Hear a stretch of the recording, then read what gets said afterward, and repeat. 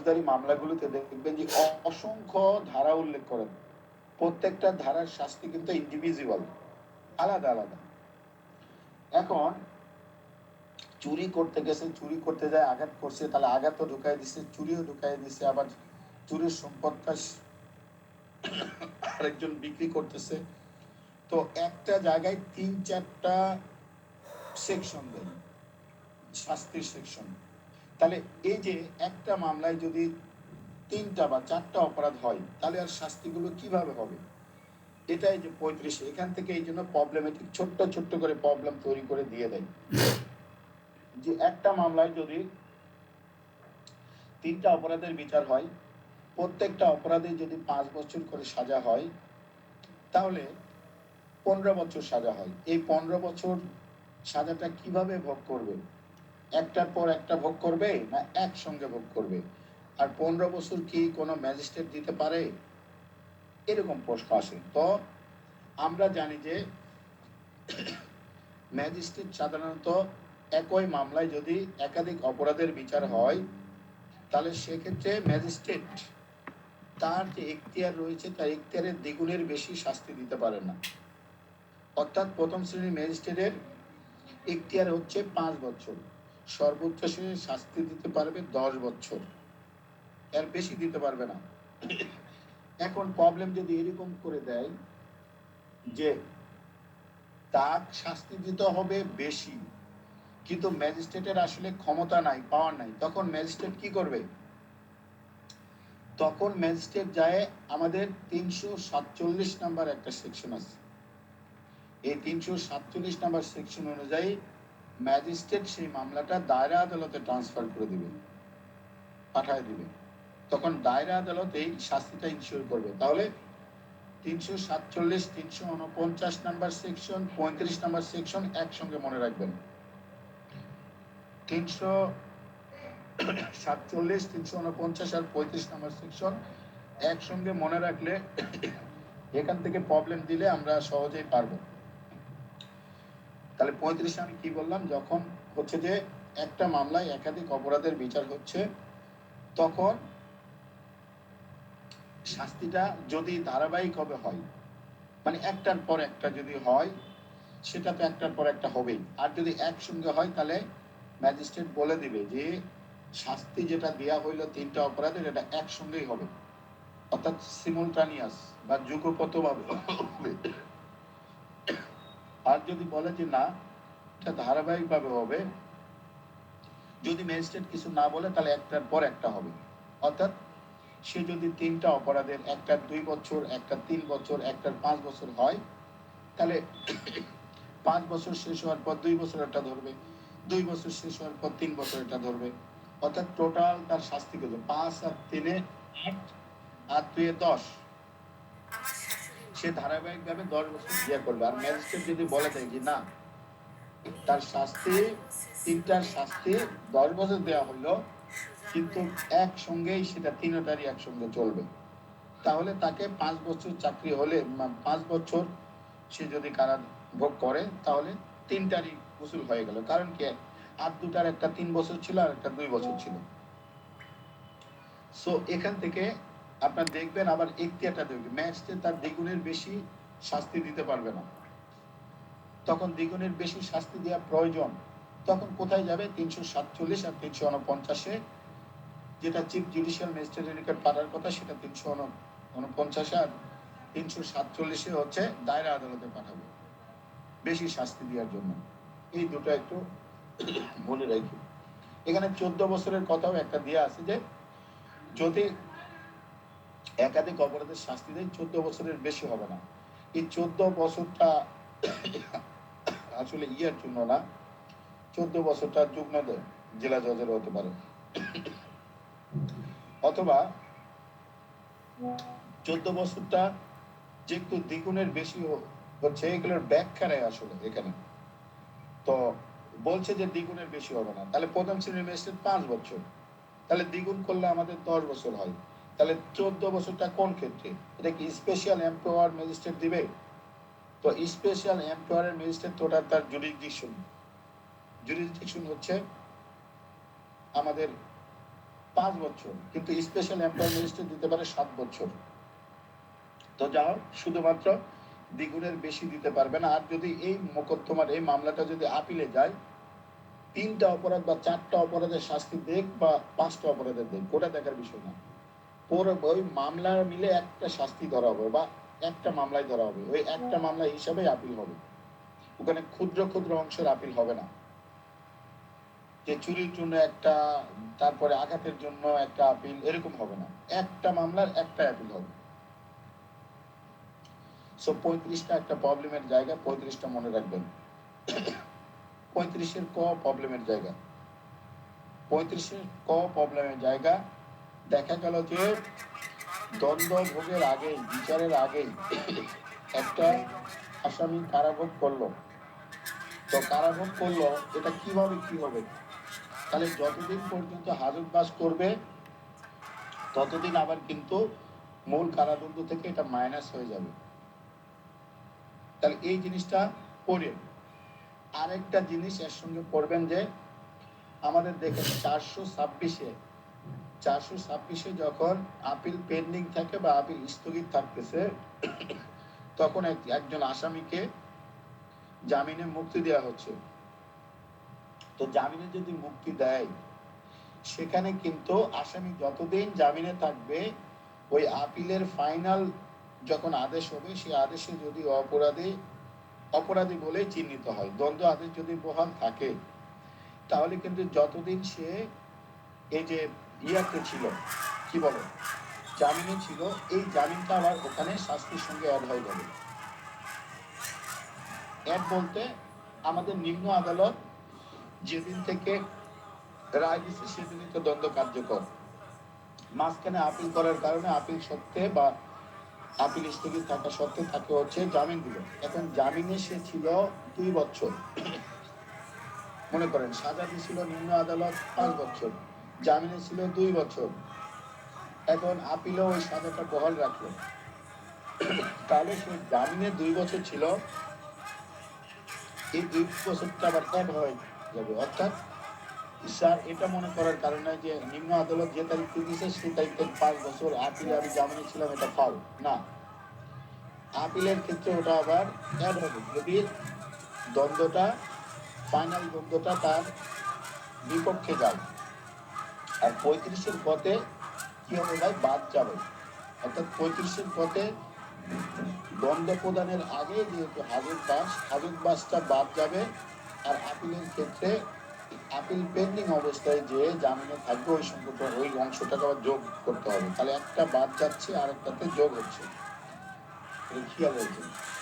তাহলে 35-এর প্রবলেমের জন্য ইম্পর্টেন্ট, 35 প্রবলেমের জন্য ইম্পর্টেন্ট, 29-এর প্রবলেমের জন্য ইম্পর্টেন্ট, 33-এর প্রবলেমের জন্য ইম্পর্টেন্ট, 33টাও প্রবলেমের জন্য ইম্পর্টেন্ট। ভাইয়া জি, ওই যে একটা উদাহরণ দিলে বুঝাতে ভালো হতো, ওই যে যোগ হচ্ছে মাইনাস হচ্ছে জামিনের সময় আপিল পেন্ডিং, এই জায়গাটা যদি ক্লিয়ার ভাই আচ্ছা, চুরির একটা বিচার হচ্ছে, তো আসামি কিন্তু চুরির বিচার হচ্ছে, এই গ্রেফতার করে হাজতে দিছে, তো বারবার জামিন চাচ্ছে, জামিন দিচ্ছে না। তাহলে চুরির নর্মাল চুরির শাস্তি 3 বছর। সে ধরেন জামিন পেতে পেতে সে 3 মাস ব্যয় হয়ে গেছে, 3 মাস পর জামিন পাইছে। তাহলে 3 মাস তার কিন্তু মেইন যে কারাদণ্ড রায় ঘোষণার আগেই তার 3 মাস অলরেডি হাজতবাস বা কারাদণ্ড খাটা হয়ে গেছে। কারণ মূল যখন রায় হলো 3 বছরের, তখন এই ব্যক্তিটা 3 বছর ভোগ করবে না, তাহলে 2 বছর 9 মাস ভোগ করবে।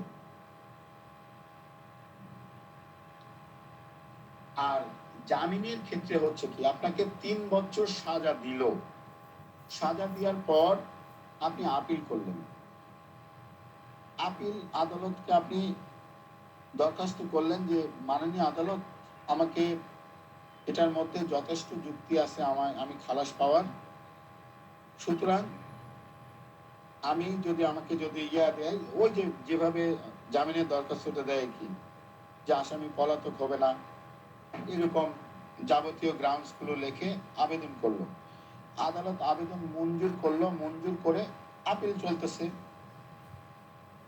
সে অলরেডি জামিনে বের হয়ে গেছে, তো আপিল চলে চলে মনে করেন 6 মাস পর আপিলটা নিষ্পত্তি হইল। এখন সে এই আদালত যখন তার কারাদণ্ডটা স্টার্ট হইলো ওই যে চুরির জন্য 3 বছর, উনি তো বাইরে থাকা অবস্থায় আর হয় নাই, মানে রায় তখনই হয়, হয়তো বা এসেনশিয়াল ট্রায়াল হলে সেটা আলাদা কথা। আদার যে ট্রায়াল গুলো অবশ্যই আসামিকে উপস্থিত থাকতে হবে। তো আসামিকে উপস্থিত যেহেতু আছে, রায় ঘোষণা করে সে যদি দোষী প্রমাণিত হয় চুরির শাস্তি হিসাবে সে 3 বছর কারাদণ্ড থাকবে। তো কারাদণ্ড যায়, সে আপিল করলো, আপিলে আবার বের হয়ে গেল। তো বের হয়ে সে 6 মাস ছিল, তাহলে তার মনে করেন আপিলের শর্তে তাহলে তার আর 2.5 বছর খাটলেই হচ্ছে তার হিসাব মতে। কিন্তু না, যেহেতু আপিল চলাকালীন সে 6 মাস বাইরে ছিল, এই জন্য এই 6 মাসটা অ্যাড হবে, অ্যাড হয়ে 6 মাস আর 2.5 বছর 3 বছর হচ্ছে। মেন কথা, নিম্ন আদালত যে শাস্তিটা দিবে, আপিল আদালত সেই শাস্তিটা যদি না কমায় তাহলে সেই শাস্তিটাই ভোগ করতে হবে। আপিল আদালত যদি জামিন দেয়, মুক্তি দেয়, যা দেয় সাহেব, আপিল আদালত যদি মামলাটা বজায় রাখে তাহলে নিম্ন আদালতের ওই শাস্তিটাই ভোগ করতে হবে। আবার নিম্ন আদালতের এখতিয়ারের বাইরে আপিল আদালত কোনো শাস্তি দিতে পারবে না। আপিলে দিলে আমরা পাবো। জি মোবাসরুল ভাই বলেন। ভাই ভাই আপিলের শর্তে জামিন কি 1 বছরের বেশি হলে দিবে? হ্যাঁ অবশ্যই দিবেন। আপিলের শর্তে না, আপিলের শর্তে আপনার যদি ইয়া করে দিবে, আপিলের শর্তে যদি হয়, যদি দুইটা আদালত এখানে, একটা হচ্ছে বিচারকারী আদালত, আরেকটা হচ্ছে যে আদালতে আপিল চলতেছে। তো 1 বছরের ক্ষেত্রে শুধুমাত্র বিচারকারী আদালত দিতে পারে। আদারওয়াইজ অন্যান্য ক্ষেত্রে, অন্যান্য ক্ষেত্রে 26-এর 1 নাম্বার সাবসেকশন অনুযায়ী আপিলকারী আদালত আপনাকে ওই সাজাটা স্থগিত রেখে, সাজা কিন্তু স্থগিত রাখবে, রেখে জামিন দিতে পারবে। এমনকি জামিন অযোগ্য অপরাধও যদি হয় সেক্ষেত্রেও 497 নাম্বার কন্ডিশন শর্ত যদি কেউ ফিল আপ করতে পারে তাহলে আপিল আদালত তাকেও জামিন দেবে। সো 1 বছর হলে যে জামিন পাবে এগুলো না, আপনার যাবজ্জীবন কারাদণ্ডের আসামিও জামিন পেতে পারে আপিলে, এমনকি রিভিশনেও পেতে পারে। 435-এ যখন এলসিআর কল করে তখন রিভিশনে ওই সেম ওই নিম্ন আদালতের ওটা স্থগিত করে বছরের নিচে যদি হয় তাহলে সেক্ষেত্রে যেই আদালত দণ্ডটা প্রদান করছে ওই আদালতে জামিন পাবে। জি জি জি, এটা অনেক বেশি। মানে আপিলের শর্তে বিচারকারী আদালত, মূল আদালত যেটা, উনি দিতে পারে। আচ্ছা, তাহলে আমাদের এই যে মানে ওই প্রবলেমিটির জন্য যে জায়গাটা 29-এর গ, 33-এর ক, 33, 35, 35-এর ক ভালো করে পড়বেন। আর সংক্ষেপে একটু শাস্তিটা দেখে নিন, যেহেতু অ্যামেন্ডমেন্ট হয়েছে এই যে 31 আর 32-এর এটা। এরপরে এখানে আর ইম্পর্টেন্ট নাই, ইম্পর্টেন্ট হচ্ছে আমাদের অ্যামেন্ডমেন্টটা। তো অ্যামেন্ডমেন্টটা ইম্পর্টেন্ট। অ্যামেন্ডমেন্ট কি বলতে হবে সবকিছু? আমি ভাইয়া সবকিছু বলার দরকার নেই, কারণ এগুলো তো আমাদের পড়াই আছে। আপনি খালি যে সেকশন গুলো আমাদের দেন, যেহেতু আপনি অসুস্থ, আপনি শুধু সেকশন গুলো দেন যে হচ্ছে যে এই সেকশন গুলো আমরা ফলো করবো, তাহলে পুরোটা সামারি হয়ে যাবে। আপনাকে এত কিছু বলতে হবে না, তো এগুলো তো সবাইরই আছে, বুঝলেন? তাহলে অ্যামেন্ডমেন্ট থেকে এমসিকিউ যা আসছে আসছে, কিন্তু রিটেনে 100% আমি বলে দিলাম এক্সেট প্রশ্ন সিআরপিসিতে অ্যামেন্ডমেন্ট থেকে পাবেন। কেউ যদি সময় না পান, অন্য কিছু না পড়ে শুধু অ্যামেন্ডমেন্টটাও যদি পড়েন, যে একটা পুলিশ গ্রেফতারের ক্ষেত্রে কি কি অ্যামেন্ডমেন্ট হয়েছে, এই যে 46-এর ক, 46-এর খ, 46-এর গ, 46 নাম্বার সেকশনটা একদম ছোটস্থ করে ফেলবেন। 173 এটা পড়তে হবে। বিস্তারিত তারপরে ধরেন আসামি আটক থাকলে তার আদেশ আরো 46 বিটি ওগুলো তো দেখলামই। 46 মনে হয় সবার মনে আছে। আর আরেকটা প্রশ্ন দিবে না হয়তো বা ফ্ল্যাট কোশ্চেন দেয় না, দিলে ওই যে 54 ধারাটা দিয়ে দিতে পারে, যেহেতু অ্যামেন্ডমেন্ট হয়েছে একটু দেখে রাখবেন এগুলো, মনে আছে সবার। যদিও 11টা কারণ বিনা পরোয়ানায় গ্রেফতার মনে থাকার কথা। 46 এর এ, 46 এর বি, 46 এর সি, 46 এর ডি, 46 এর ই, এটা মনে রাখবেন। 46 এর এতে আবার 6টা সাব ক্লোজ আছে, সেই সাব ক্লোজটা একটু পড়ে নেবেন। তারপরে আমাদের একটা জিনিস একটু দেখবেন যে পুলিশ যদি এই যে গ্রেফতারের প্রসিডিউরটা ফলো না করে, তাহলে 67 এ অনুযায়ী কিন্তু পুলিশ পানিশমেন্ট পাবে। এই 67 এটা একটু মনে রাখবেন যে পুলিশ গ্রেফতারের ক্ষেত্রে কি কি নতুন অ্যামেন্ডমেন্ট অনুযায়ী প্রসিডিউরটা কি কি, যদি এই গ্রেফতারের ওই পদ্ধতি ফলো না করে তাহলে পুলিশের বিরুদ্ধে কি ব্যবস্থা নিয়ে যায় লিখুন। তখন যায় কিন্তু 67 এটা আপনাদের দিতে হবে, এটা একটু মনে রাখবেন। আর 173 যদি ওখান থেকে প্রশ্ন না আসে, তাহলে তদন্তের ক্ষেত্রে কি কি অ্যামেন্ডমেন্ট হয়েছে, তদন্ত প্রতিবেদনের ক্ষেত্রে যে অ্যামেন্ডমেন্ট আসলো না, ইন্টেরিয়াম ইনভেস্টিগেশন রিপোর্ট, এটা সোনের সহ এই জায়গাটা ক্লিয়ার করবেন। ক্লিয়ার যদিও করাই আছে যে ইন্টেরিয়াম ইনভেস্টিগেশন রিপোর্ট আসলে কখন দেওয়া লাগতেছে, সোন অ্যারেস্টটা কি, প্রিভেন্টিভ ডিটেনশনটা কি। 167 এটাও একটা প্রশ্নের জায়গা হতে পারে যে আমাদের মানে পুলিশ হেফাজতটা কি আর জুডিশিয়ারি হেফাজত কি, বিচারিক হেফাজতটা কি, এই দুটা কিভাবে তৈরি হয়, এই দুটাতে পুলিশ কিভাবে হচ্ছে যে আমাদের মানে তদন্ত করার ক্ষেত্রে আসামিকে রিমান্ডে নিতে পারে। তাহলে পুলিশ হেফাজতে সর্বোচ্চ একটা মামলায় 15 দিন দিবে। একটা মামলায় বলতেছি, কিন্তু একটা ইন্ডিভিজুয়াল অপরাধে না, একটা মামলায় 4টা 5টা অপরাধ থাকতে পারে। সো একটা মামলায় সর্বোচ্চ 15 দিন, 4টা 5টা অপরাধের জন্য 4 মানে ওই কদিন না, 7 দিন না, একটা মামলার জন্য সর্বোচ্চ 15 দিন পুলিশ হেফাজত। আর জুডিশিয়াল হেফাজতের কোনো লিমিট নাই।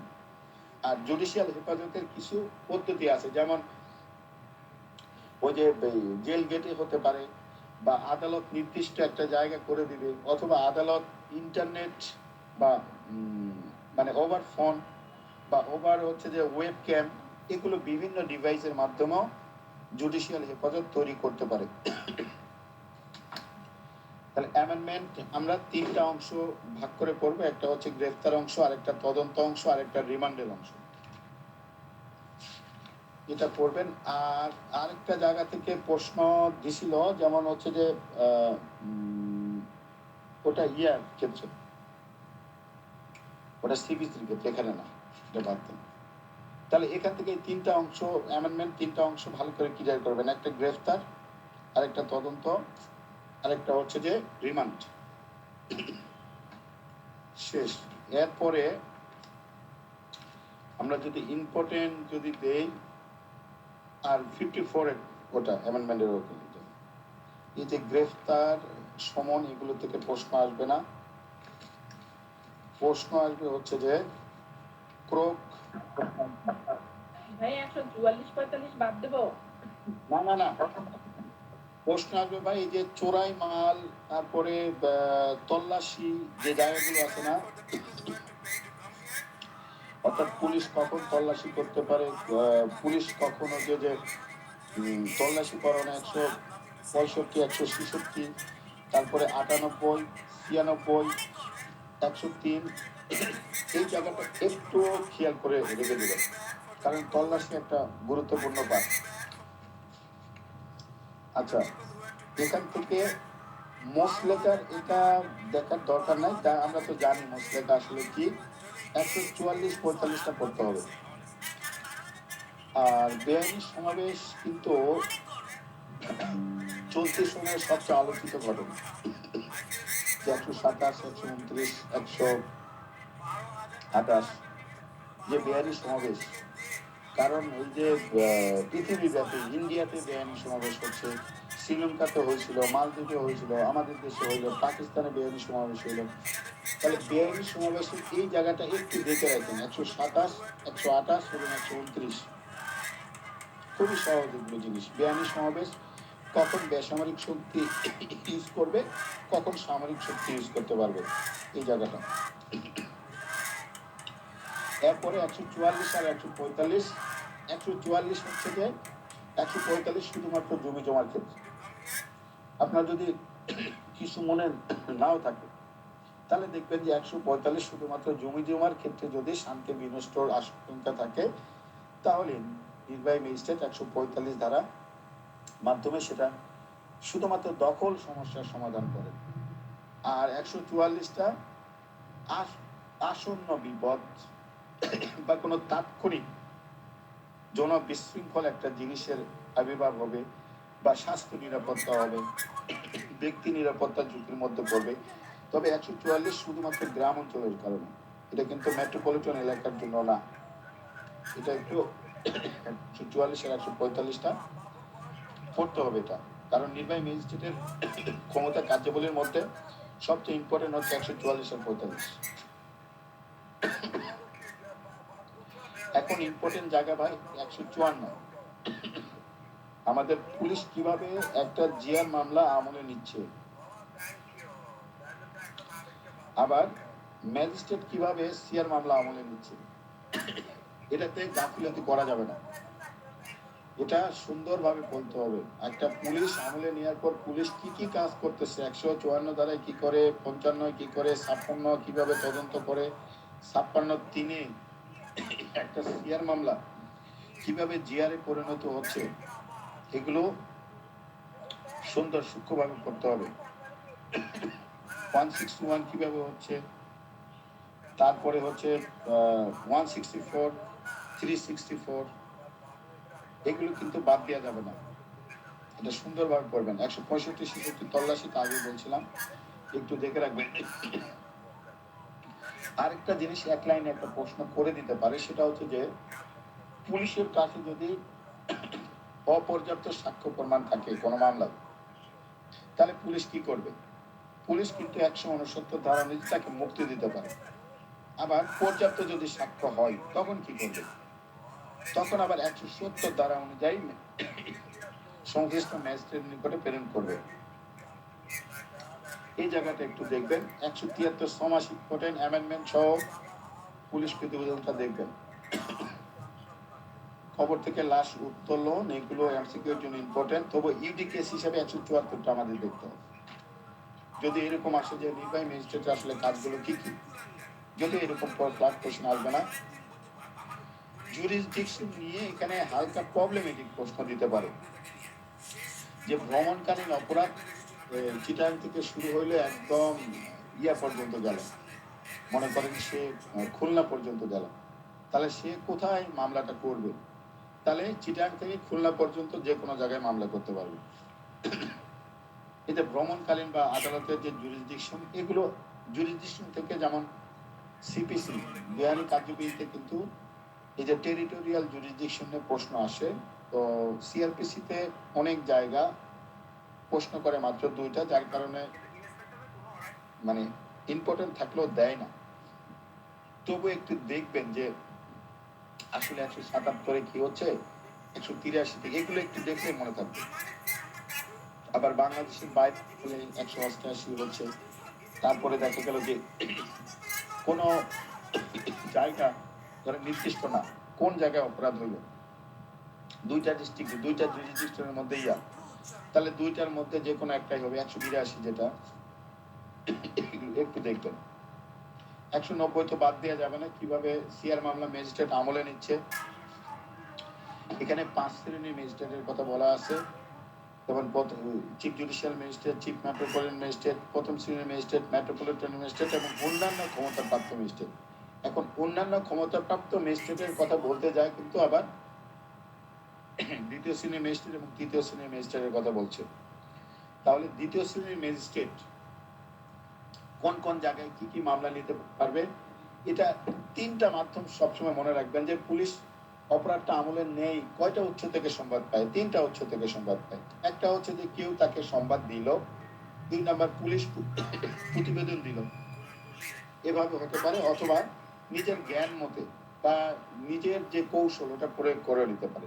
এখন নিজের কৌশল প্রয়োগ করে যে মোকদ্দমাটা মামলাটা নিবে সেটা আবার তৃতীয় শ্রেণীর ম্যাজিস্ট্রেট দিতে পারে না, শুধুমাত্র ক্ষমতাপ্রাপ্ত দ্বিতীয় শ্রেণীর ম্যাজিস্ট্রেট হইলে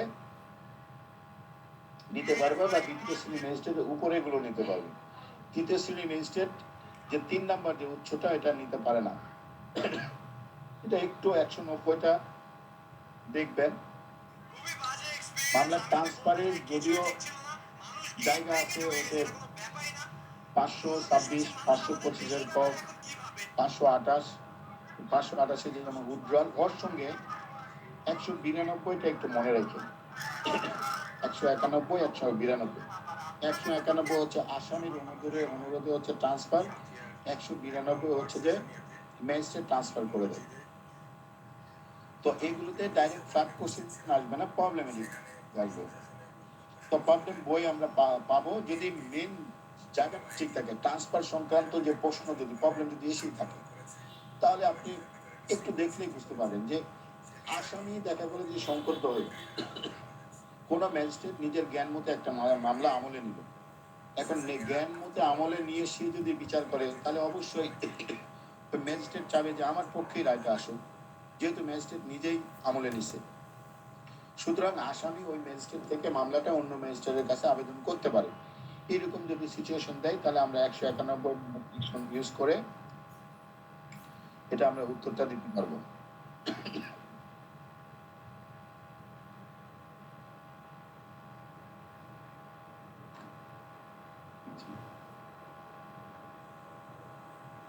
আমাদের এই যে 191 নাম্বারে আসামির অনুরোধে একটা মামলা ট্রান্সফার হচ্ছে, আর 192 ম্যাজিস্ট্রেট কিন্তু একটা মামলা করে কি রেডি ফর ট্রায়াল পর্যন্ত কিন্তু ম্যাজিস্ট্রেটের নিকটে, তখন ম্যাজিস্ট্রেট রেডি ফর ট্রায়াল হয়ে গেল ওই ম্যাজিস্ট্রেট নিজের যদি জুরিডিকশন থাকে সে মোকদ্দমাটা নিজেই করবে, অথবা চিফ জুডিশিয়াল ম্যাজিস্ট্রেটের উপর দিবে, চিফ জুডিশিয়াল ম্যাজিস্ট্রেট আবার ভাগ করে দিবে। আর যদি ওটা দায়রা আদালতে বিচার্য হয় তাহলে কি করবে, 193 নাম্বার অনুযায়ী দায়রা আদালত মামলা কিন্তু কখনোই আমলে নিতে পারে না। নির্দিষ্ট কিছু মামলা আছে যেগুলো সরকার মানে ডেজিগনেটেড করে দেয়, সেটা বাদে দায়রা আদালত সেই মামলাগুলি বিচার করবে, যে মামলাগুলো ম্যাজিস্ট্রেট আদালত তার নিকটে পাঠাবে। এটা 193, এটা একটু দেখে রাখেন। 195 এগুলো এমসিকিউ এর জন্য ইম্পর্টেন্ট, এগুলোর জন্য ইম্পর্টেন্ট না, তবে 91, 92, 93টা দেখবেন। রাষ্ট্রবিরোধী অপরাধ ওটাও এমসিকিউ এর জন্য ইম্পর্টেন্ট, এর জন্য না। 200 ধারা জবানবন্দি বেশ ইম্পর্টেন্ট। 200 ধারার জবানবন্দিটা বাধ্যতামূলক সিআর মামলার ক্ষেত্রে। এখন 200 ধারায় জবানবন্দি না নিয়ে ওই মামলাটা দেখা গেল যে জিআর হিসাবে পাঠায় দিচ্ছে, করতে পারবে না। ম্যাজিস্ট্রেটের নিকটে আসলে অবশ্যই তার বক্তব্য আগে নিবে, নেওয়ার পর ম্যাজিস্ট্রেট ওই বক্তব্য দেখবে যে মামলার গ্র্যাভিটিটা কি, অপরাধের গ্র্যাভিটি কি। গ্র্যাভিটি যদি এরকম হয় যে জিআর মামলা হিসেবে তুললো, তাহলে সে পাঠায় দিবে থানায়, পাঠায় দিবে মানে তদন্ত দিবে 156(3), ওটা দিয়ে মানে ওটা জিআর হিসেবে কাউন্ট হবে। আর যদি দেখা গেল যে সেই অপরাধের গ্র্যাভিটি নাই, ম্যাজিস্ট্রেট অথবা থানা মামলাটা নেয় নেই, তখন তো ম্যাজিস্ট্রেট নিজেকেই আমলে নিয়ে নিজে ওটা বিচারকে ত্বরান্বিত করতে হবে। সুতরাং 200 ধারাটা একটু দেখবেন যে 200 ধারায় কখন জবানবন্দি গ্রহণ করা লাগতেছে, কখন শপথ লাগে, কখন শপথ লাগে না। জবানবন্দি লাগে না যেমন বিচার আদালত যদি নিজেই কোনো মামলা রুজু করে, তাহলে আবার কিসের আদালত নিজের জবানবন্দি নিবে? না, সেক্ষেত্রে লাগবে না, শপথও লাগবে না। আবার সরকারি কোনো জি জি বল ওই 200 ধারায় যখন জবানবন্দি নিলেন নোটিশের সাহেব, জবানবন্দি নেওয়ার পরে ওই কি বললাম জানি 156(3) অনুযায়ী নিজের মামলা হিসেবে প্রমাণের জন্য থানায় প্রেরণ করলো। এই জায়গাটা ক্লিয়ার হতে চাইনি। এই জায়গাটা হচ্ছে ম্যাজিস্ট্রেট দেখলো যেটা কগনাইজেবল অফেন্স। আপনার সিআর মামলা সাধারণত এগুলোতে ম্যাজিস্ট্রেট দেখলো ভাই একটা ভিকটিম মানে খুবই গ্রামের হতদরিদ্র একজন ব্যক্তি, কিন্তু আমলযোগ্য একটা অপরাধের বিষয় থাকা সত্ত্বেও সে না বুঝে দেখা গেল যে ম্যাজিস্ট্রেট নিকটে চলে আসে, থানায় যায় নাই। তখন ম্যাজিস্ট্রেট তো একটা মানুষ, তখন সে বলবে যে আর সিআর মামলা হলে তো নিজের তদবির করতে হয়, সুতরাং সে ওই মামলাটা ম্যাজিস্ট্রেট তো তদন্তটাই, পুলিশ আসলে কি করে, পুলিশ কিন্তু তদন্ত করে, জাস্ট তদন্ত করে তদন্ত প্রতিবেদন দেয়, পুলিশ কিন্তু বিচারও করে না। আর মানে পুলিশের সাক্ষ্যগত কোনো মূল্যও নাই। পুলিশ 161 নিক বা এফআইআর করুক যাই নিক, এগুলোর উপরে শাস্তি দেওয়া যায় না, এগুলো বিচারের সহায়ক।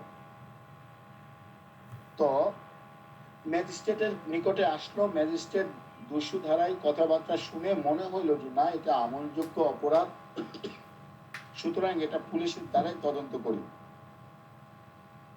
তাছাড়া এই জন্য 156(3) অনুযায়ী পুলিশের নিকটে পাঠায় দেয় ওটা, পুলিশ তখন ওটা তদন্ত করে ওই যে 173 অনুযায়ী ওটার তদন্ত রিপোর্ট দেয়। আর যদি 200 ধারা পাওয়ারটা কোনটা ওই যে আমি জানি হচ্ছে কি যখন ম্যাজিস্ট্রেট জবানবন্দি নেওয়ার পরে যখন সিআর মামলাকে কাউন্ট করার জন্য থানা করে এরকম হয়, মানে এই পাওয়ারটা আসে, এইটাই জানতে চাইছি। পাওয়ারটা ওরকম 156(3) ছাড়া এখানে শুধু তদন্তের ব্যাপার আছে ভাই, কিন্তু ম্যাজিস্ট্রেট কখনোই বলবে না যে মামলা আমলে নেন, এমনকি আপিলের ডিভিশনও বলবে না এই মামলাটি আপনি আমলে নেন। হাইকোর্ট কখনোই বলবে না যে পুলিশকে বলবে না যে এই মামলাটা আপনি এভাবে তদন্ত করেন। এখানে ওই রেফারেন্সটা আমার জানা নাই, সিআরপিসিতে না, 156(3) অনুযায়ী তদন্তে পাঠাবে, কিন্তু ম্যাজিস্ট্রেট কোনো জায়গায় পুলিশকে কগনাইজ করতে বলবে না, কোনো জায়গায় না।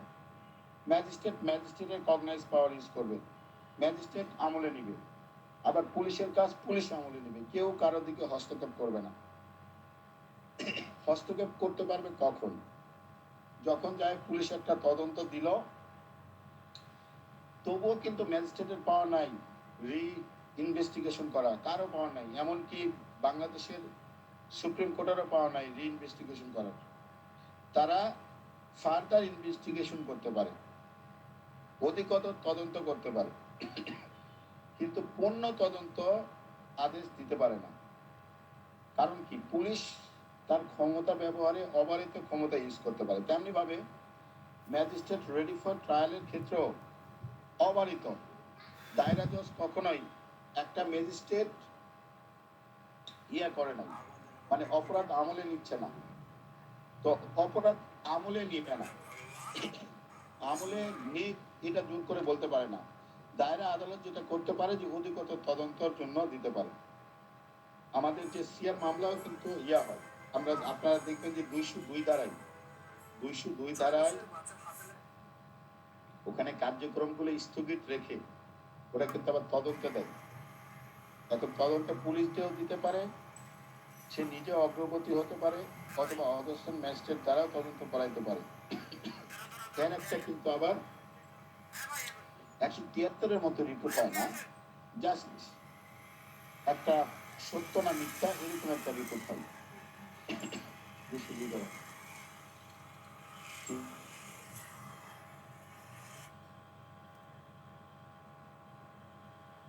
ম্যাজিস্ট্রেট যখন ম্যাজিস্ট্রেটের কাছে যখন কোনো অপরাধ সিআর মামলা হিসেবে আসে, কোনো বাদী নিয়ে আসে, এই মামলাটি ম্যাজিস্ট্রেট আমলে নিতে বাধ্য নয়। সেখানে বলা ছিল এরকম যে আমলে নিতে বাধ্য নয়, উক্ত মামলাটি ওই তদন্ত করার জন্য পুলিশকে ডাইরেক্ট এফআইআর হিসেবে 156(3) অনুযায়ী ওই বিধান অনুযায়ী পুলিশের কাছে হস্তান্তর করে, এরকম করছিল। বুঝতে পারছি কালামের প্রশ্নটাতে এই বইটা সব বই খুঁজলাম পাইলাম না। আচ্ছা, তাহলে এখানে আমরা এই যে 200 ধারায় আমলে নিল, ওটা ভাই ওভাবে 156(3) ওভাবে একটু মনে রাখেন, তারপরে স্যারকে আমরা প্রশ্ন করব। আর 202 ধারায় ম্যাজিস্ট্রেট, দেখা গেল যে একটা বিষয় কনফিউশন হলো ম্যাজিস্ট্রেটের, তখন ম্যাজিস্ট্রেট কিন্তু এটা আবার তদন্তে দিতে পারে 202 ধারায়। আর 204-এ পরনে এটা লাগবে না। এই যে 200 আর 202 তদন্ত পর্যন্ত এই জিনিসটা রাখেন। আর ফার্দার ইনভেস্টিগেশন যেটা বললাম, ওই ধারাটা একটু স্পেসিফিক মনে রাখেন, 173-এর 3-এর বি, ফার্দার ইনভেস্টিগেশন 173-এর 3-এর বি, এটা কিন্তু মনে রাখতে হবে। এরপরে ইম্পর্টেন্ট যেটা জায়গা আছে সেটা হচ্ছে যে 205-এর ঘ, এখান থেকে প্রবলেমেটিক প্রশ্ন হয় যে একটা মামলায় জিআর মামলা হিসেবে চলমান, সিআর মামলা হিসেবে চলমান। জি সৌরভ ভাই। ভাই ওই যে আমি একটু 156(3) আর 202 এই বিষয়ে একটু কথা বলতে চাচ্ছিলাম আর কি। আমি যেটা জানি সেটা হচ্ছে যে বেসিক্যালি 156(3) ধারা কখন ইউজ হয়, যেমন আপনার 156(1)-এ যখন পুলিশ কোনো কগনিজেন্স অফেন্সের সন্ধান পায়, সে সরাসরি ম্যাজিস্ট্রেটের অনুমতি ব্যতীতই তদন্ত শুরু করতে পারে। ঠিক একইভাবে ধরেন কোনো একটা মামলা, একটা কগনিজেন্স অফেন্স হয়েছে, কিন্তু সেটা পুলিশ এফআইআর করে নাই বা পুলিশ সে ব্যাপারে কোনো তথ্যই পায় নাই, তার আগেই দেখা যাচ্ছে যে ভিকটিম বা সংবাদ প্রদানকারী ব্যক্তি সে সরাসরি ম্যাজিস্ট্রেটের কাছে এসে আপনার ওই ব্যাপারে যখন অভিযোগ দাখিল করে, তখন ম্যাজিস্ট্রেট মামলা আপনার আমলে নেওয়ার আগেই ও 156(3) অনুযায়ী তদন্ত করতে পুলিশকে আপনার নির্দেশ প্রদান করে। এই 156(3)-এ যখন নির্দেশ প্রদান করে, তারপর পুলিশ সেখানে আপনার এফআইআর করতে পারে, করে তার মতো করে তদন্ত করে সে আবার আপনার ম্যাজিস্ট্রেটের কাছে জমা দেয়। ঠিক আছে। আর 202 তো বোঝাই যাচ্ছে, 202 তো সরাসরি সিআর মামলার ক্ষেত্রে, ওখানে তো আর আপনার এফআইআর বা এই সংক্রান্ত ব্যাপার না। জি ভাই, জি ভাই। খালাম ভাই একটু স্পেসিফিক রেফারেন্স চাচ্ছেন, স্পেসিফিক রেফারেন্স। বুঝতে পারছেন? এবারে বুঝতে পারছি ভাই, বুঝতে পারছি। এই জায়গাটা আমার দীর্ঘদিন থেকে আমার সমস্যা। ভাই ধন্যবাদ। আচ্ছা, থ্যাংক ইউ ভাই। আচ্ছা, 205-এর ঘ যেটা ডি, এখান থেকে প্রবলেমেটিক হয়। একটা সিআর মামলা, জিআর মামলা একসঙ্গে চলমান। তো সিআর মামলার কোন একটা মাধ্যম বা কোনোভাবে ওই ম্যাজিস্ট্রেট জানতে পারলো যে ব্যাপারে একটা জিআর মামলাও চলমান, একই বিষয়বস্তু নিয়ে, একই পক্ষদের মধ্যে, তখন ম্যাজিস্ট্রেট সিআর মামলাটা স্থগিত করবে, করে পুলিশ প্রতিবেদন চাবে। এখন পুলিশ প্রতিবেদন চাওয়ার পর সিআর মামলার যে আসামিগুলো ছিল, জিআর মামলায় যে আসামিগুলো ছিল, সেটা যদি সেম হয় তাহলে জিআর মামলা আর সিআর মামলা একসঙ্গে বিচার করবে। আর যদি সেম না হয়, দেখা গেল যে জিআর মামলার আসামি হচ্ছে যে A B C, R CR মামলার আসামি হচ্ছে যে বি সি ডি, তাহলে শুধুমাত্র ডি কে ওই পুলিশ জিআর মামলায় যে তদন্তে ডি কে উল্লেখ করে নাই, বা ডির বিরুদ্ধে কি করছে, ফাইনাল রিপোর্ট দিচ্ছে, বিরুদ্ধেটা ডির পক্ষে ফাইনাল রিপোর্ট সাবমিট করছে, শুধুমাত্র ডির জন্য তখন সিআর মামলা আলাদা যদি ম্যাজিস্ট্রেট চায়, আর যদি বাদী চায়, নালিশকারী চায়, তাহলে এটা চলবে, আলাদা চলবে। আর যদি পুলিশ প্রতিবেদনে যেসব আসামি, সিআর মামলা এক, জিআর মামলা এক, সেগুলো একত্রে বিচার হবে। এখানে প্রবলেমেটিক দিয়ে দেয় 205-এর ঘ, এটা একটু দেখেন। এরপরে চার্জে তো বলার কিছু না, একটা চার্জে কি কি থাকবে কি কি থাকবে না, চার্জ কখন সংশোধন হবে, অর্থাৎ 221, 222, 223, এই জিনিসটা খুবই ইম্পর্টেন্ট। আরো ইম্পর্টেন্ট হচ্ছে 225 আর 232, চার্জে ভুল, সাধারণ ভুল হলে কি হবে, গুরুতর ভুল হলে কি হবে, এখানে কিন্তু প্রবলেমেটিক দিতে পারে, অথবা ডাইরেক্ট প্রশ্ন দিবে যে সাধারণ ভুল হলে ভুলের প্রতিকার কি, গুরুতর ভুল হলে ভুলের প্রতিকার কি। চার্জে যদি কোনো ভুল হয়, অসম্পূর্ণ তথ্য থাকে, তাহলে চার্জ কিভাবে কি করতে হবে, তাহলে 227 অনুযায়ী চার্জ কিন্তু পরিবর্তন করা যায়, অল্টার করা যায়। তো চার্জ কখন অল্টার করবেন? যে কোনো সময় কিন্তু চার্জটা অল্টার করা যায়। আর চার্জ কেন অল্টার করা যায়, এই জিনিসগুলো কিন্তু ওই ধারাতে নাই, এগুলো আপনাকে বানায় দিতে হবে। মনে করেন চার্জ এমন একটা যে বিষয়ে চার্জ গঠন করলো যে বিষয়টা অপরাধকেই নির্দেশ করে না, তাহলে ওই চার্জ দিয়ে তো কোনো কিছু হবে না। আর ফৌজদারি চার্জ তো দেওয়ানির মতো না, এটা তামাদি দ্বারা বাড়িত কিনা, এটা পক্ষপাত দোষে দুষ্ট কিনা, এটা উনি দখলে আছে কিনা, এরকম তো আর চার্জ না। এখানে র্যান্ডম একটা চার্জ হয় যে এত তারিখে আপনি এতটার সময় এই জায়গায় গিয়েছিলেন, যা এভাবে আপনি এ অপরাধ করেছেন, এভাবে চার্জে পুরো একটা বিবরণ থাকে। সুতরাং চার্জ অল্টার হতে পারে। তাহলে কোন কোন ক্ষেত্রে অল্টার হয়, কোন কোন ক্ষেত্রে অল্টার হয় না, এটা একটু দেখে নিন। এরপরে আপনার 25 আর 32 তো বললাম, সাধারণ ভুল আর গুরুতর ভুল, খুবই ইম্পর্টেন্ট জায়গা, খুবই ইম্পর্টেন্ট। আর প্রবলেমেটিকের জন্য বিশেষভাবে জুডিশিয়ারিতে বারবার আসছিল যে 33, 34, 35, 36, 37, 38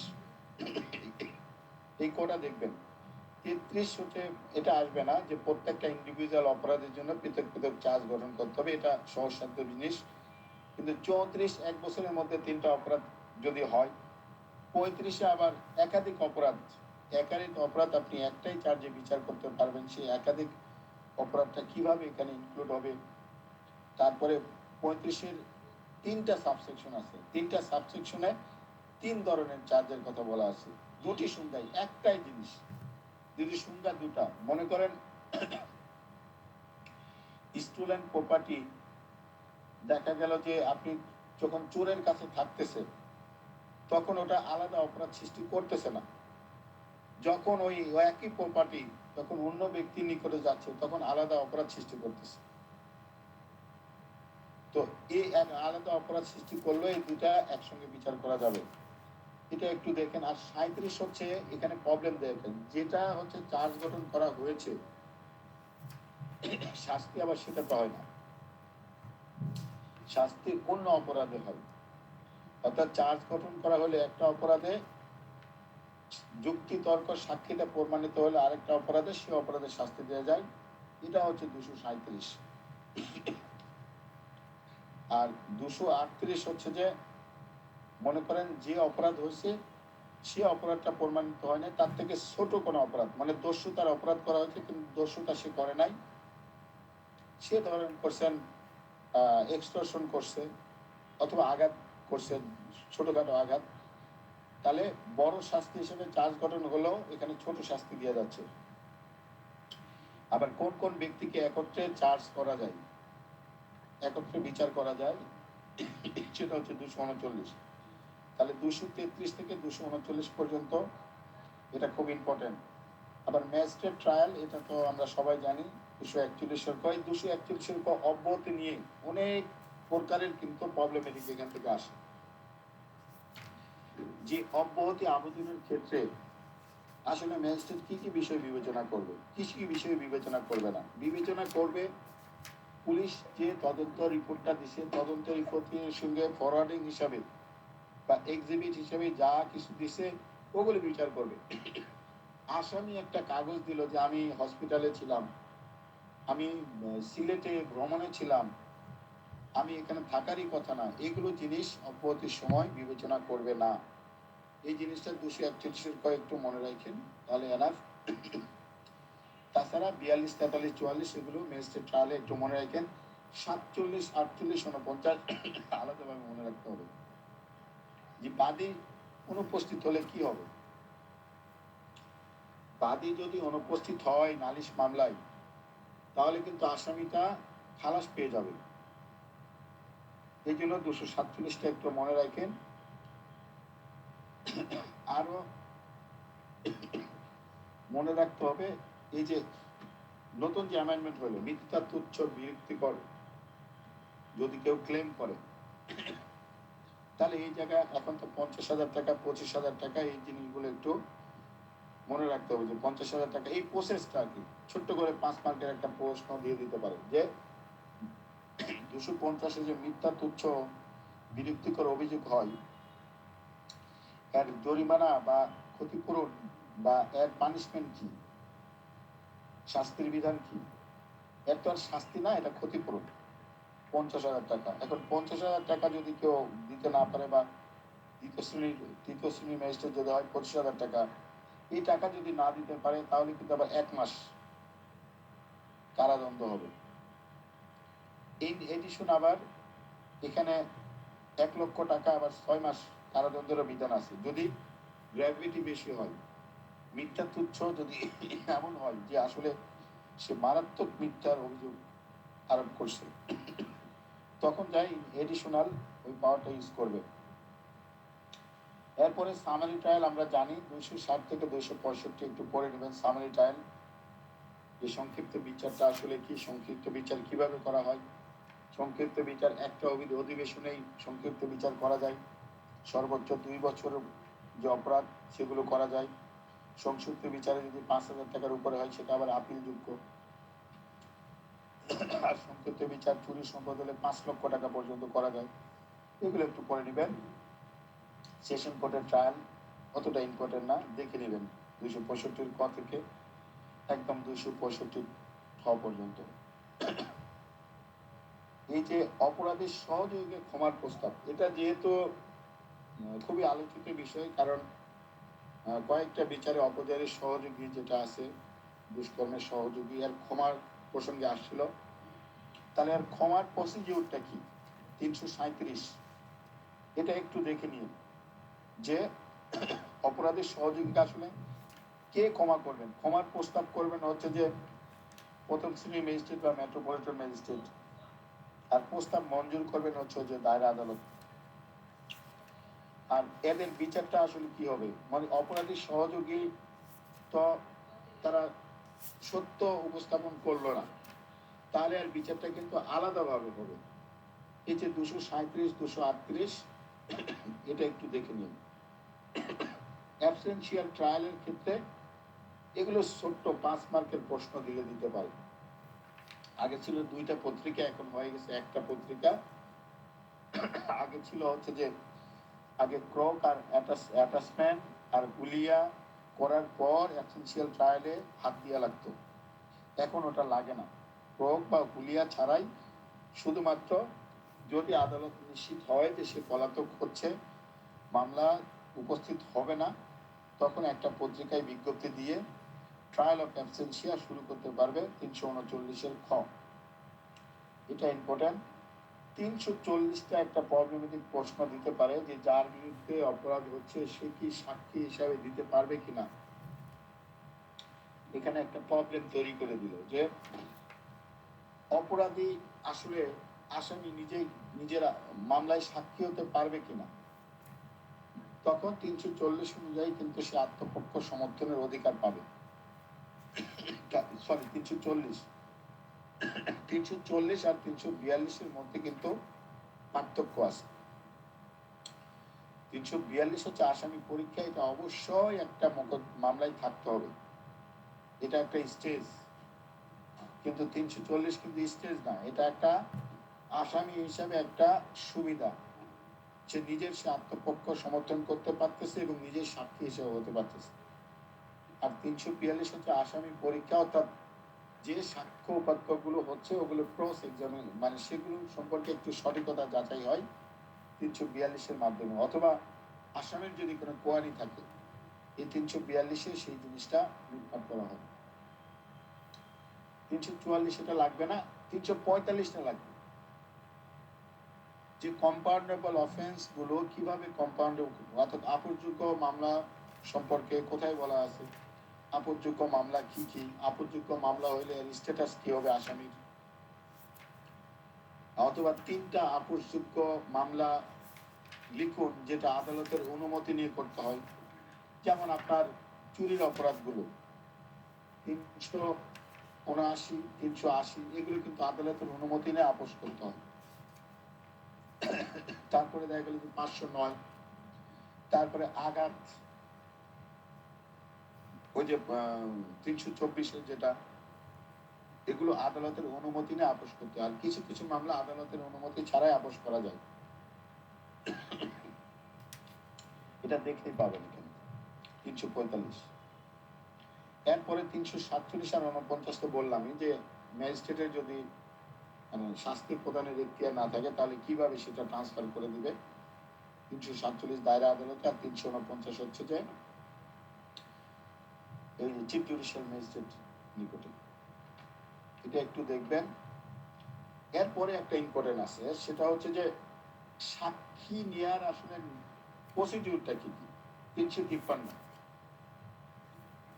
তাহলে ফৌজদারি আদালতে যে একটা সাক্ষী নিবে, এই সাক্ষী অবশ্যই 353 অনুযায়ী আসামির কোনো উপস্থিতিতে হতে হবে, সাক্ষী লিপিবদ্ধ করতে হবে, আসামির সাক্ষী ওই যে 359 অনুযায়ী বর্ণনামূলক হতে হবে, অর্থাৎ জবানবন্দিটা কোন ভাষায় লিখবে সেটা 357-তে আছে, যে আদালতের ভাষায় অথবা আসামির বোধগম্য ভাষায় বা ইংরেজিতে লিখবে। এই যে 353, 354, 357, 359 এটা একটু করে রাখবেন। আর 364 অর্থাৎ 164 যে স্বীকারোক্তিমূলক জবানবন্দি, এটা ওয়ান কাইন্ডস অফ সাক্ষী। এটা 364 প্রসিডিউর ফলো করে হবে। এবং সাক্ষীর আচরণ সম্পর্কে 363-তে, তাহলে একটা সাক্ষী আদালত কিভাবে নিচ্ছে, আদালত কি যেন তেন ভাবে নিতে পারে, এর একটা গাইডলাইন লাগবে। না, গাইডলাইন হচ্ছে 353, যে আসামির উপস্থিত হতে হবে, সাক্ষ্যটা লিপিবদ্ধ করতে হবে, সাক্ষ্যটা আদালতের ভাষায় অথবা বোধগম্য ভাষায় লিখতে হবে, ওই সাক্ষ্যটার জবানবন্দি অংশটা অবশ্যই ন্যারেটিভ হবে, সাক্ষীর আচরণ আদালত নিজে লিখবে, এবং যদি স্বীকারোক্তিমূলক হয় তাহলে 364 ধারার বিধিবিধান ফলো করে সেই সাক্ষীটা নিবে। সো এই জায়গাটা কিন্তু ইম্পর্টেন্ট, সাক্ষী নেওয়ার পদ্ধতি। রায় এখানে ইম্পর্টেন্ট না, দ্বন্দ্ব আদেশের ক্ষেত্রে একটু ইম্পর্টেন্ট। যে দ্বন্দ্ব আদেশ মৃত্যুদণ্ড হইলে তার কার্যকর পদ্ধতি, মৃত্যুদণ্ড যদি কোনো আদালত দেয় তাহলে পরবর্তী প্রসিডিউর গুলো কি হবে সেটা একটু দেখবেন। যে 374 মৃত্যুদণ্ড কিন্তু আবার হাইকোর্টে পেশ করতে হয়, এই প্রসিডিউরটা একটু দেখবেন 374 ওটা। এরপরে এগুলো আর আসবে না, আসবে একটা জিনিস আসে, সেটা হচ্ছে যে আমাদের দুবারা দোষ একটু দেখবেন, ডক্ট্রিন অফ জবল জিওপার্টি 403। বা একই বিষয়ে একটা মামলা যদি দ্বন্দ্ব প্রদান করা হয় অথবা খালাস প্রদান করা হয় তাহলে পরবর্তীতে ওই বিষয়ে আর কোনো মামলা চলে না। আর কিছু কয়টা ব্যতিক্রম আছে, 1, 2, 3, 4, 5টা সাবসেকশন আছে, এগুলো একটু পড়ে নিন। আর আপিল তো খুবই আলোচিত বিষয়, স্যার বারবার বলছেন কোথায় কোথায় আপিল চলে, কোথায় কোথায় আপিল চলে না। আপিল চলে হচ্ছে যে ঘটনাগত আইনগত বিষয়ে, আপিল চলে না কিভাবে, স্বীকারোক্তিমূলক জবানবন্দি দিলে আপিল চলে না, তুচ্ছ বিষয়ে আপিল চলে না, তারপরে আসামির দোষ স্বীকার করলে ওটা আপিল চলে না, তারপরে যেখানে আপিলের বিধান নাই সেখানে আপিল চলে না। 404 আপিল 3টা ক্ষেত্রে হয়, ফৌজদারি আপিল, দ্বন্দ্বাদেশের বিরুদ্ধে আপিল, খালাসের বিরুদ্ধে আপিল 417, এবং অপর্যাপ্ত দ্বন্দ্বাদেশের বিরুদ্ধে আপিল 417 ক। খালাসের বিরুদ্ধে আপিল আদালত হচ্ছে 3টা, চিফ জুডিশিয়াল ম্যাজিস্ট্রেট, দায়রা আদালত এবং হাইকোর্ট বিভাগ। আবার খালাসের বিরুদ্ধে আপিল আদালত হচ্ছে 2টা, কিন্তু অপর্যাপ্ত দ্বন্দ্বের বিরুদ্ধে আবার আপিল আদালত 3টা। এই জিনিসগুলো মনে রাখবেন যে পাবলিক প্রসিকিউটর অপরাধ দ্বন্দ্বের বিরুদ্ধে সবকিছুই হাইকোর্টে করবে। আবার খালাসের বিরুদ্ধে দেখা গেল যে দায়রা আদালতের যত আপিল আছে সেগুলো আবার যুগ্ম দায়রা জজ যদি 5 বছরের নিচেও দেয় সেটাও কিন্তু হাইকোর্টে চলে যাবে খালাসের বিরুদ্ধে। এই পার্থক্যগুলো, ছোট ছোট জিনিসগুলো দেখে দেবেন। যুগ্ম আদালতে যে খালাসের বিরুদ্ধে কিন্তু আবার সেকেন্ড আপিল আছে, কারণ আপনি দেখবেন যে আমার 517তে 1 নাম্বার সাবসেকশনের ক নাম্বার ক্লোজে দেখবেন যে মূল মামলা অথবা আপিলে, তাহলে যখন দায়রা আদালত আপিলেও কোনো খালাসের সিদ্ধান্ত দিচ্ছে সেটা নিয়ে আবার হাইকোর্টে সেকেন্ড আপিল কিন্তু হবে। তো হাইকোর্টে আসলে স্যার যেটা বলছিল যে আপিল না, আগে আপিলের আগে অনুমতি নিতে হয়, তারপরে আপিল করতে হবে, লিভ চাইতে হবে, তারপরে আপিল করতে হবে। তো যেভাবেই হোক ওটা করবেন। আপিল পেন্ডিং থাকলে কি হয়, 426টা খুবই ভালো করে করবেন। আরেকটা জিনিস করবেন যে আপিল আদালত আসলে কি কি করতে পারে, আপিল আদালতের ক্ষমতা কি। 423 আপিল আদালত, এই যে 3 প্রকারের আপিল আছে, যে অপর্যাপ্ত দ্বন্দ্বাদেশের বিরুদ্ধে আপিল, দ্বন্দ্বাদেশের বিরুদ্ধে আপিল, খালাসির বিরুদ্ধে আপিল, এক্ষেত্রে দ্বন্দ্ব পরিবর্তন করতে পারে, অন্য কোনো দ্বন্দ্ব দিতে পারে, তারপরে ধরেন ওই নতুন করে সাক্ষী দিতে পারে, আবার বিচার্য বিষয় করে পুনরায় নতুন করে হচ্ছে যে বিচার অনুষ্ঠান করার জন্য পাঠাইতে পারে। এই যে 423টা একটু ভালো করে করবেন। এরপরে আপিল কখন পণ্ড হয়, 431, এটা দেখবেন রিভিশন তো আছে 435 থেকে 439, 439-এর কম। এখানে খুব সমাজ ইম্পর্টেন্ট যে রিভিশন আদালত কি কি করতে পারে, রিভিশন আদালতের কোনো সীমাবদ্ধ আছে কিনা। অবশ্যই আছে, রিভিশন আদালত 439-এর সাবসেকশন 4 অনুযায়ী খালাসের আদেশকে দ্বন্দ্বে পরিণত করতে পারে না, এই জিনিসটা মনে রাখি। উন্মাদের বিচার এগুলো আসবে না, হ্যাপিয়াস কার্পাস আসবে না। পাবলিক প্রসিকিউটর আসলে কাকে বলে এটা একটু এক লাইনে মনে রাখবেন যে পাবলিক প্রসিকিউটর কি, পাবলিক প্রসিকিউটর কে, এটা 492 একটু এক লাইনে মনে রাখবেন। আর 494 টেন করে, অর্থাৎ মামলা যদি প্রত্যাহার হয় ওর স্ট্যাটাসটা কি হবে, যদি মানে চার্জ গঠনের পূর্বে হলে কি হবে আর চার্জের পরে হলে কি হবে। 494 অর্থাৎ অভিযোগ প্রণয়নের পূর্বে যদি হয় তাহলে আসামির স্ট্যাটাস হবে অব্যাহতি, আর অভিযোগ প্রণয়নের পরে যদি হয়, যদি মামলা প্রত্যাহার করে, তাহলে আসামির স্ট্যাটাস হবে খালাস, এটা একটু মনে রাখেন। আর জামিনটা ইম্পর্টেন্ট, 496, 97, 98। তাহলে 97-এর ক্ষেত্রে 3 শ্রেণীর ব্যক্তির কথা বলছে যাদেরকে জামিন অযোগ্য অপরাধ হলেও বিবেচনা করা যাবে। এটা একটু দেখবেন যে 16 বছরের কম বয়সের কোনো যদি ব্যক্তি হয়, অমেন হয় বা অসুস্থ পীড়িত উন্মাদ হয়, তাহলে জামিনের জন্য বিবেচনা করা যাবে যদি জামিন অযোগ্য অপরাধ হয়। আর জামিনযোগ্য অপরাধ একজন আসামির অধিকার বলেই পাবে যদি সকল গুণাগুণ ফিরিয়া, যদিও তার স্বেচ্ছাধীন ক্ষমতা, তবে আদালত এখানে অধিকার বলেই তাকে দিবে জামিনযোগ্য অপরাধে। আর অ্যান্টিসিপেটরি বেল বা আগাম জামিন, এটা 498, এটা একটু দেখে নেবেন, বা দ্বন্দ্ব একটু জামানত বা বন্ড কমাইতে পারে বাড়াইতে পারে 498 অনুযায়ী। এরপরে ইম্পর্টেন্ট কমিশন, এটা ইম্পর্টেন্ট না। তারপরে বিশেষ সাক্ষী, যেটা চিকিৎসকের সাক্ষী বা ময়নাতদন্ত, এটাও অতটা বেশি না। জামিননামা বাজেয়াপ্তির কৌশলটা ইম্পর্টেন্ট, 514। কিভাবে জামিননামা বাজেয়াপ্তিটা হচ্ছে 514-তে। একটা জামিন কিন্তু আপনি চাইলেও আর জামিন দিল তা না, জামিনের 2টা শর্ত পূরণ করতে হবে। একটা তো আদালত যে শর্ত দিবে সেটাই, 2 নম্বর হচ্ছে সে মসলেকায় দিতে হবে, নিজ মসলেকায়, অথবা জামানত দিতে হবে। এখন জামানতের প্রতিশ্রুতি তো আর নিজে দিতে পারে না, অন্য কোনো সম্ভ্রান্ত প্রতিষ্ঠিত ব্যক্তিকে দিতে হবে। এখন তার জামানতটা কিভাবে বাজেয়াপ্তি হবে, সে যদি জামিনদার যদি কি কি করলে জামানতটা বাজেয়াপ্তি হবে। জামিনদার দেখা গেল যে নিজেই এখতিয়ারের বাইরে চলে গেল, তাকেই ধরা যাবে না। আবার জামিনদারের এমন কার্যকলাপ, যে টাকা বন্ড হিসেবে বলা হচ্ছে সে তো টাকা সে দিচ্ছে না, তাহলে তো তাকে 6 মাস পর্যন্ত কারাদণ্ড আরোপ করতে পারে। 514 একটু দেখে নিয়ে ভালো করে যে একটা জামিননামা কিভাবে বাজেয়াপ্তি হয়। আর ইম্পর্টেন্ট এখান থেকে ট্রান্সফার, মামলাটা ট্রান্সফার, এই যে 525-এর ক, 526 আর 528 উজ্জ্বল, এটা ভালো করে করবেন। এরপরে এগুলো আর আসবে না, 540 এটা আসবে না। কোয়াশমেন্টটা একটু করে নিন, যে আদালত স্বেচ্ছাধীন ক্ষমতা অনুযায়ী একটা মামলা কিভাবে বাতিল করতে পারে,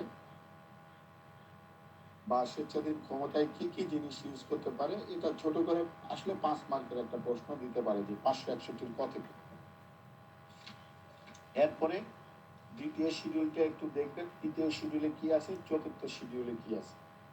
চতুর্থ শিডিউলে ওই যে অতিরিক্ত কিছু ম্যাজিস্ট্রেটদের অতিরিক্ত কিছু কার্যাবলী ওদের চতুর্থ শিডিউলে বর্ণনা করা আছে, এক নজর খালি পড়ে নিলেই মনে থাকবে। আর তৃতীয় শিডিউলে ম্যাজিস্ট্রেটদের পাওয়ার এন্ড ফাংশনটা বলা আছে। এই হচ্ছে সিআরপিসির বেসিক। এই জায়গাগুলো পড়ে প্রশ্নগুলো একটু করতে হবে, সময় যেহেতু নাই,